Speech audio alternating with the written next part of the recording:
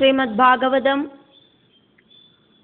ചതുർത്ഥ സ്കന്ധം, 4வது സ്കന്ധത്തിലെ അതാ മംഗളകരமான 30வது അധ്യായം.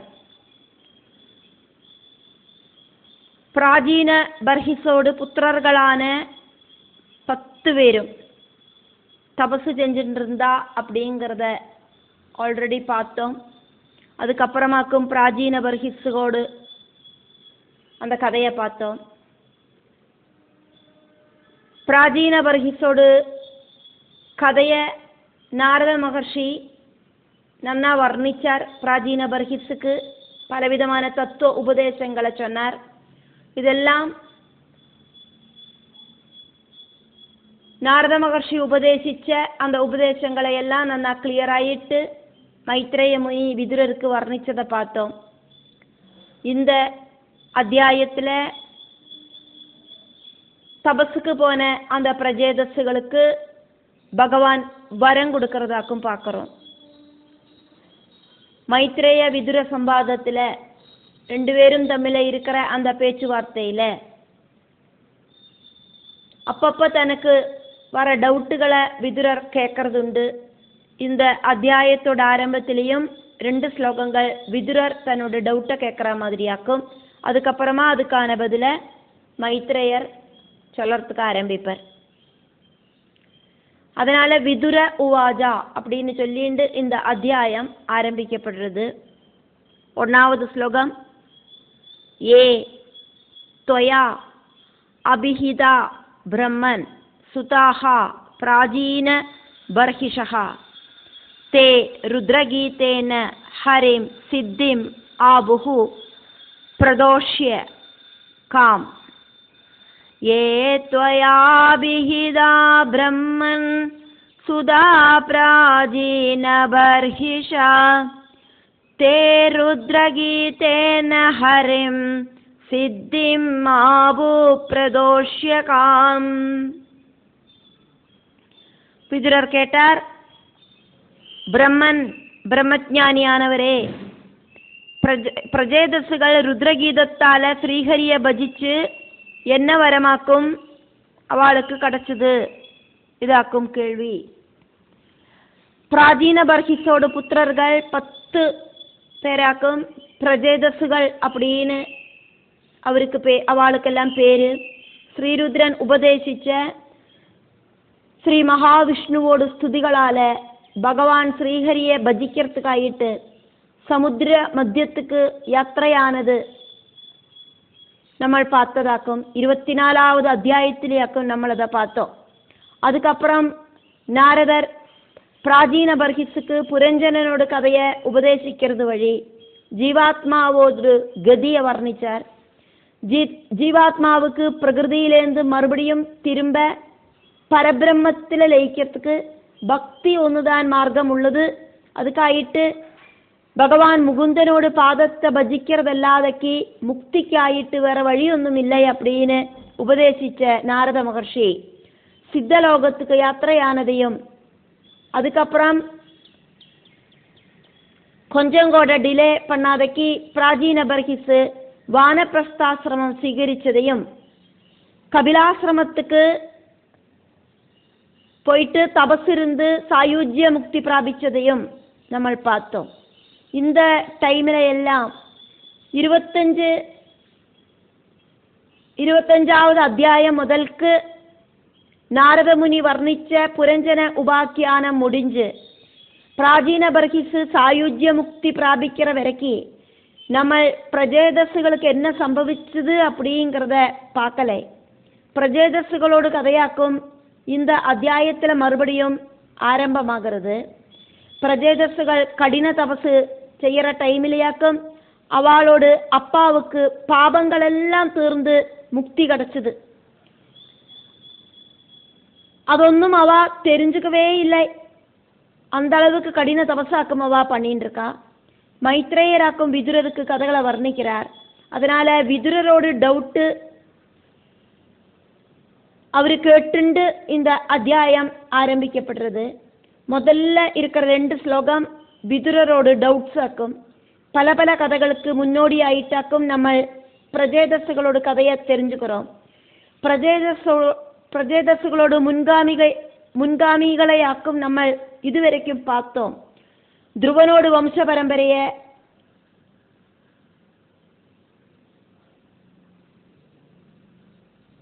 ചൊല്ലിണ്ടാക്കും പ്രജേതസ്സുകളോട് കഥയെ വർണ്ണിக்கிறத നമ്മൾ பார்த்தோம். പ്രജേതസ്സോട് പിൻഗാമികളാണ് ഇനിയും നിറയെ ആളുകളോട് കഥകളെ നമ്മൾ പാപ്പോം. മുൻഗാമികളോട് കഥകളാക്കും ഇത്ര നാളേക്കും പാത്തോ. ഇനി പിൻഗാമികളോട് കഥകളെ നമ്മൾ പാപ്പോം. പ്രജേതസ്സുകൾ വந்தாச்சு. ഇനി പ്രജേതസ്സുകൾക്ക് ഉണ്ടാകുற வம்ச பரம்பரைகளை எல்லாம் நம்ம பார்ப்போம். நாரத மகர்ஷி പ്രാചീന ബർഹിസ്ക്ക് ഉപദേശിച്ച തത്വ ഉപദേശങ്ങളെയാക്കും മൈത്രേയർ വിതുരർക്ക് ഉപദേശിച്ചാർ. இப்போ விதுரர் மைத்ரேய முனிட்ட கேட்கிறார், மைத்ரேய முனே சர்வஜானியானவரே, பிரஜேதஸ்கள் ருத்ரகீதத்தால ஸ்ரீஹரிய பஜிச்சு கிடைச்ச சித்தி என்னவாக்கும் அப்படின்னு சொல்லுங்கோ. பிராச்சீன பர்ஹிஸோடு கதைகள் தொடங்கினப்பவே பிரஜேதஸ்களை சொல்லி நிப்பாட்டினேளே, கொஞ்சம் கூடியும் டீட்டெயில் ஆயிட்டு அந்த கதையை வர்ணிங்கோ. அதுக்கப்புறம் அவளுக்கு என்ன ஆச்சு? சேதசு சொன்னா சித்தம், பிரச்சேதசு அப்படின்னா தூய்மையான சித்தம் இருக்கிறவா, நல்ல பிரஜா சிருஷ்டிக்கு ஆயிட்டாக்கும் அவா பகவானை பஜிக்கிறதுக்கு மேற்கு பாகத்தில் இருக்கிற சமுத்திர தீரத்துக்கு யாத்திரையானா. அதுக்கப்புறம் அவளுக்கு என்ன சம்பவிச்சது அப்படிங்கிற விஷயத்தை நீங்கள் நானா கிளியர் ஆயிட்டு டீட்டெயில் ஆயிட்டு சொல்லுங்கோம் அப்படின்னாக்கும் விதுரர் மைத்ரேயர்கிட்ட சொல்றத நம்ம பார்க்கிறோம். அதாக்கும் இந்த ஸ்லோகம். பிரம்மன் சர்வஜானியான மைத்ரேய முனே அப்படின்னு கூப்பிட்டு விதுரர் கேட்கிறார், പ്രാചീന ബർഹിഷഹ, പ്രാചീന ബർഹിസോട് ഏതൊരു സുതാഹ പുത്രർകളെ அந்த பிரஜேதஸ்களை சம்பந்திச்சு त्वया அபிஹிதா மைத்ரேய முனே உங்களால சொல்லப்பட்டதே, தே அந்த பிரஜேதஸ்கள் ருத்ரகீதேனா ருத்ரகீதத்தால ஸ்ரீருத்ரன் உபதேசிச்சு கொடுத்த ஸ்ரீ மகாவிஷ்ணுவோடு ஸ்தோத்திரங்களால ஹரேம் பகவான் ஸ்ரீஹரிய பிரதோட்சியா நன்னா குஷிப்படுத்தி சந்தோஷப்படுத்திட்டு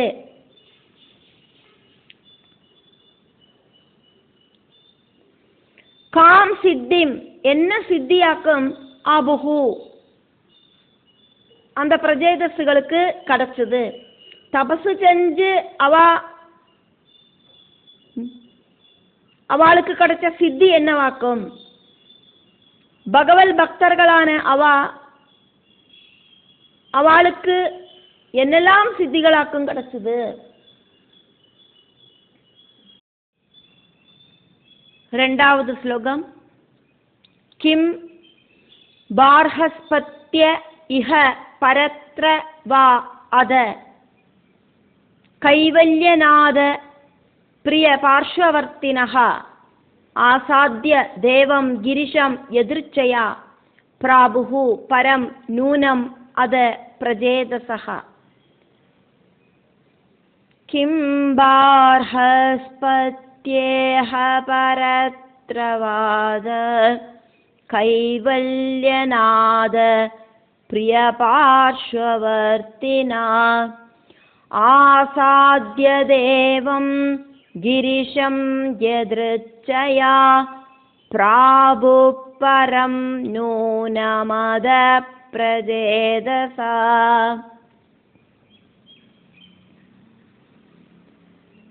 மோட்சத்துக்கு அதிபதியாயிருக்கிற விஷ்ணுவோடு ஆத்மமித்திரமாயிருக்கிற பரமேஸ்வரன் அந்த ஸ்ரீருத்ரன் உபதேசிச்சு கொடுத்த ருத்ரகீதத்தால பகவானை பஜிச்சு பிரஜேதஸ்கள் முக்தி பிராபிச்சிருப்பா அப்படிங்கிற விஷயம் உறுதியாக்கும். அதுக்கும் மேலே ஒரு விஷயம் ஒன்றும் இல்லை முக்திக்கு மேலே. ஆனால் அது வரைக்கும் அந்த முக்தி கிடைக்கிற வரைக்கும் அவளுக்கு இந்த தபசால கிடைச்ச விஷயங்கள் என்னெல்லாமாக்கும்.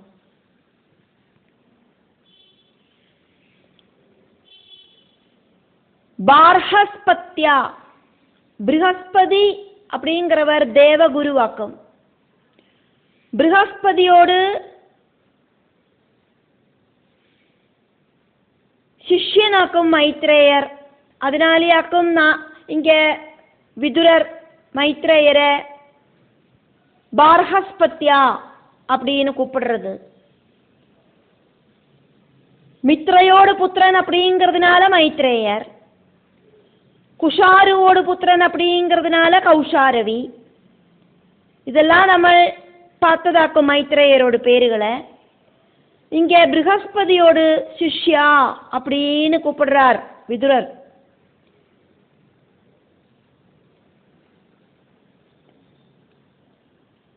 പ്രജേതസഹ, പ്രജേതസ്സുകൾ 10 പേരുണ്ട്. അവ എല്ലാവരും എതിർച്ചയ, അൺഎക്സ്പെക്റ്റഡ് ആയിട്ട് ദേവം ഗിരിശം, ഗിരിശം ദേവം, ശ്രീ പരമേശ്വര ദേവന്, ശ്രീരുദ്രന്, ഭഗവാന് ആസാദ്യ നേരിൽ ദർശിച്ചിട്ട് അതാ அதுக்கப்புறம் பரம் டாப் மோஸ்டா இருக்கிற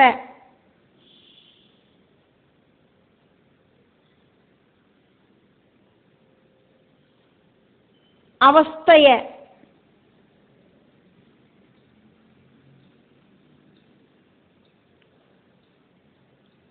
പ്രാപിக்கிறதுக்கு அந்த ஒரு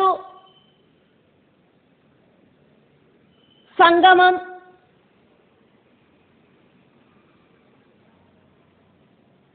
കാരണമാച്ച് നൂനം ഉറുതിയാക്കുന്നത്.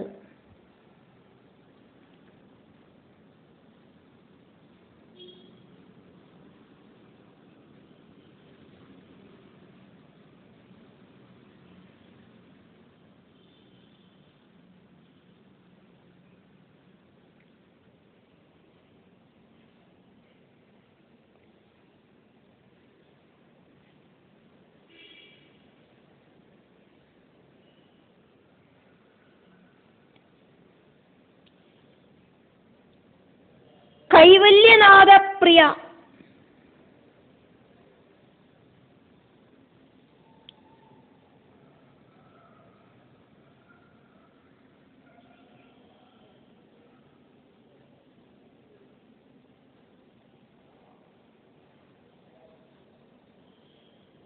கைவல்யநாத பிரியன் அப்படின்னா கைவல்யம் அப்படின்னா மோட்சம்.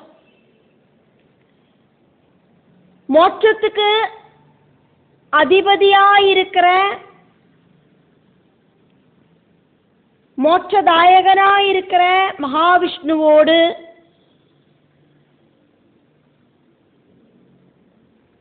பிரியங்கரர்களாயிருக்கிற பார்ஷவர்த்தினகா, பார்ஷதர்களாயிருக்கிற பிரஜேதசுகள் இஹா இந்த பூலோகத்திலேயோ வா அதா அதுவும் இல்லை அப்படின்னாக்கா பரத்ரா பரலோகத்திலேயோ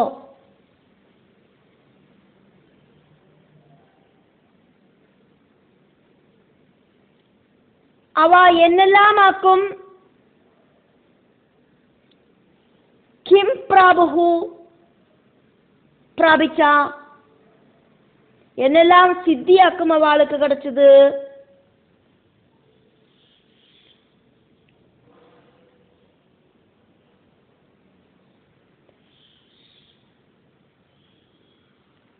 ரொம்ப காலம் தபசு செஞ்சு பிரஜேதசுகள் இப்போ பகவானோடு கைவல்யநாதனோடு அந்த மகாவிஷ்ணுவோடு உத்தம பக்தர்களாக்கும். அதாக்கும் இங்க கைவல்யநாத பிரிய பார்ஷ்வவர்த்தினஹா அப்படின்னு சொன்னது.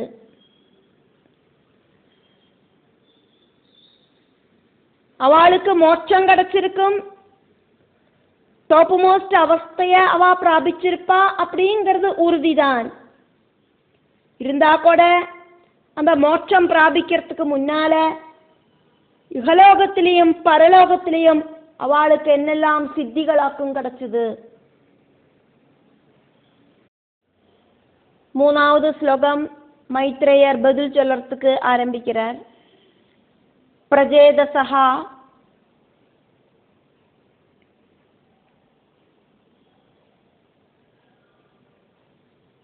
அந்தஹ உததௌ பிதுः ஆதேசகாரிணः ஜபயஜ்ஞேன தபசா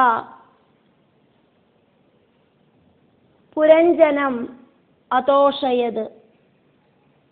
புரஞ்சனம் அதோஷயன். பிரஜேதசோந்தருததௌ பிதுராதேசகாரிணா ஜபயஜ்ஞேன தபசா புரஞ்சனமதோஷயன்.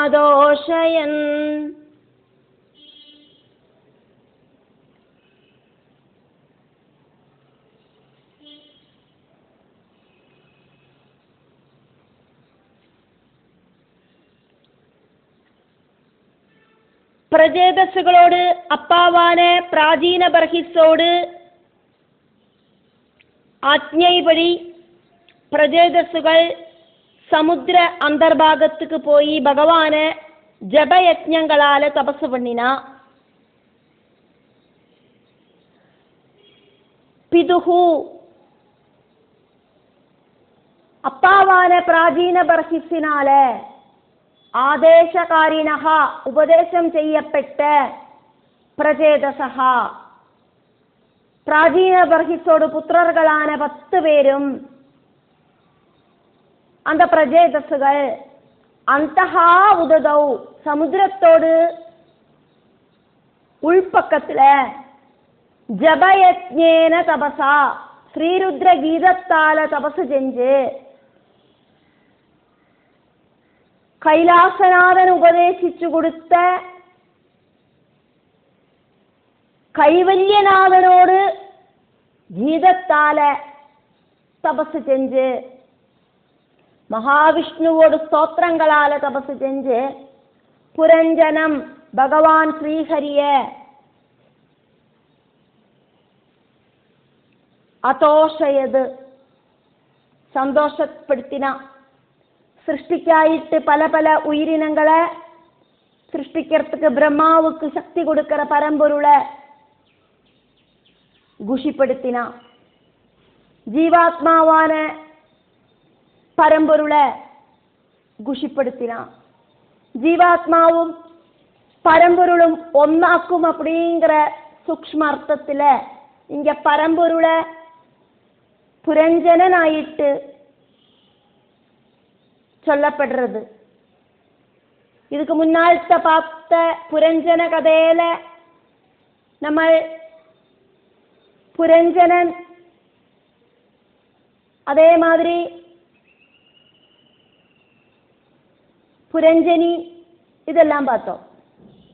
இங்க பரம்பொருளை ஆக்கும் புரஞ்சனன் அப்படின்னு சொல்லப்படுறது. புரஞ்சன கதையில நம்ம ஜீவாத்மாவாக்கும் புரஞ்சனன் அப்படிங்கிறத பார்த்தோம். பரம்பொருளும் புரஞ்சனன் தான்.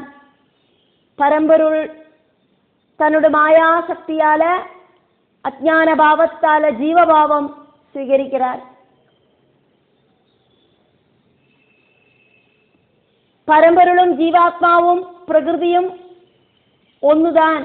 துவைத பாவம் இல்லாத அத்வைத மூர்த்தியாக்கும் பரம்பொருள். அதனால பரம்பொருளை புரஞ்சனம் அப்படின்னு இங்க மைத்ரேயர் சொல்றார். அந்த புரஞ்சனம், அந்த புரஞ்சனனை இந்த பிரபஞ்சத்துல எல்லா விதமான உயிரினங்களையும் சிருஷ்டிக்கிற பகவானை சந்தோஷப்படுத்தினா. 4வது ஸ்லோகம் दशवर्षसहस्रान्ते पुरुषः तु सनातनः तेषाम् आविः अभूत् कृच्छ्रं शान्तेन शमयन् रुजा। दशवर्षसहस्रान्ते पुरुषस्तु सनातनः तेषामाविरभूत् कृच्छ्रं शान्तेन शमयन् रुजा.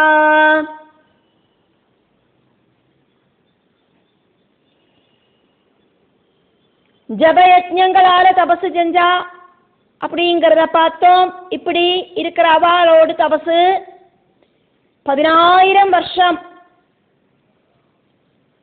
நீண்டு நின்னுது.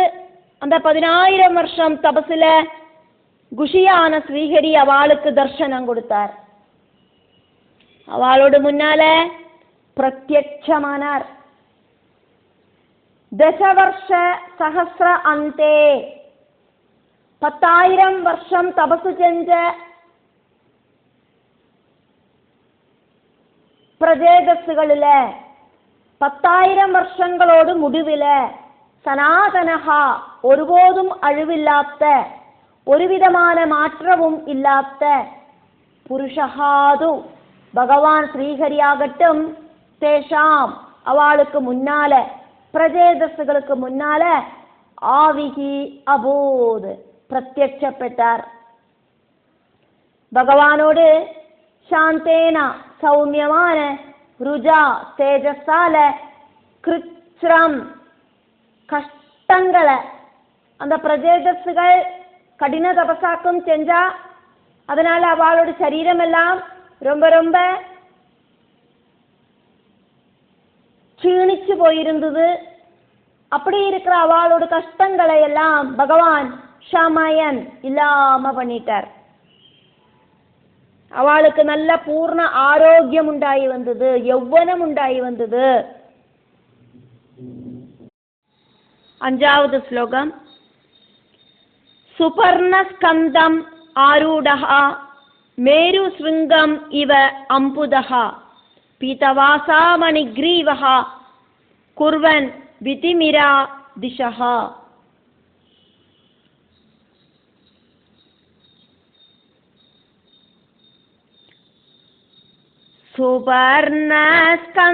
சுபர்ணஸ்கந்தமாரூடோ மேருஷ்ருங்கமிவாம்புத பீதவாசா மணிக்ரீவ குர்வன் விதிமிராதிஷா.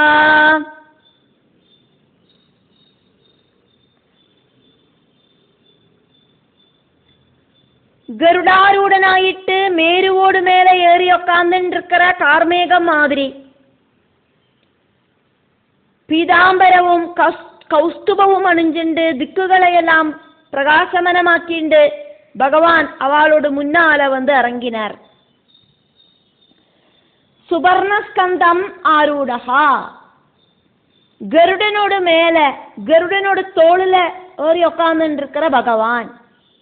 மேரு சுருங்கம் இவா சொர்ணமயமான மேரு பர்வதம் மாதிரி இருக்கிற கருடனுக்கு மேல அம்புதஹா மேரு பர்வதத்துக்கு மேல கார்மேகம் மாதிரி கருடனுக்கு மேல பகவான் கார்வர்ணனான பகவான் ஏறி உட்கார்ந்தார். பீதவாசா மஞ்ச கலர் பட்டு வஸ்திரம் தரிச்ச பகவான். மணிகிரீவகா கௌஸ்துபமணி கண்டத்துல தரிச்சுருக்கிற வைகுண்டநாதனா இருக்கிற பகவான். திசஹா பகவான்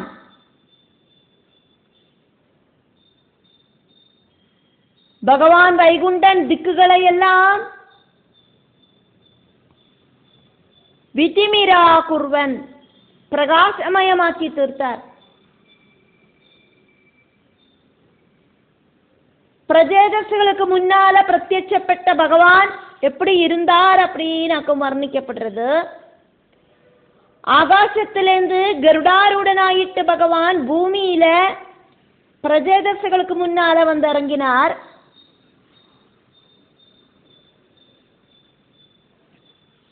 ஆகாசத்திலேருந்து இறங்கி வந்த பகவான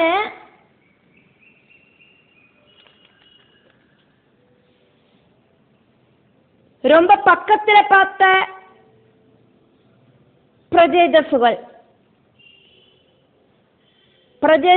பார்த்த அந்த வைகுண்டநாதனை, அந்த நாராயணனை வர்ணிக்கிறதையாக்கும் இங்க பார்க்கிறோம். மைத்ரேய முனி வர்ணிக்கிறார்.